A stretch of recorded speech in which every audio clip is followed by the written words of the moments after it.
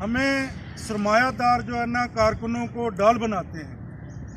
हम उन लोगों की भी मजम्मत करते हैं जो इन सरमायादारों के टोट बने हुए हैं, जिन लोगों ने इनके हक में मुजाहरे कर रहे हैं और कारकुनों को नज़रअंदाज कर रहे हैं। असल मसला जो है वो कारकुनों की बरतरफियां हैं, जो जबरी बरतरफियां कर रहे हैं, तनख्वाहें डले हैं, दी नहीं जा रही, 6-6 महीनों से तनख्वाहें नहीं मिल रही, साल हो गए हैं तनख्वाहें नहीं मिल रही।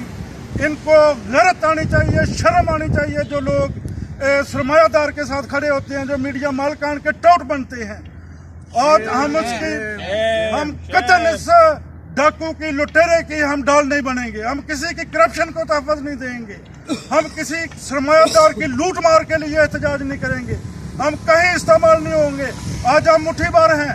मुझे यकीन है अपने हक परस्ती पे कि हम बहुत ज़्यादा होंगे और हम इनका घिराव करेंगे। जो लोग जो मीडिया मालिकान कारकुनों को बरतरफ कर रहे हैं, जो इनकी तनख्वाहें नहीं दे रहे, जो इनको ढाल के तौर पे इस्तेमाल कर रहे हैं, हमारे प्रेस क्लब के लीडरों, यूनियन के लीडरों को शर्म आनी चाहिए कि वो तब कहाँ थे जब कारकुन बेरोजगार हो रहे थे, जब कारकुनों के घरों के चूल्हे बंद हो रहे थे, तब वो कहाँ थे?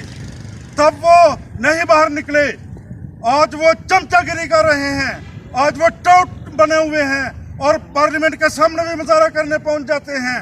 हर जगह जगह मीर शकील रहमान की चापलूसी और खुशामद कर रहे हैं। हम उनकी सख्त मजम्मत करते हैं। जो यार है गद्दार है।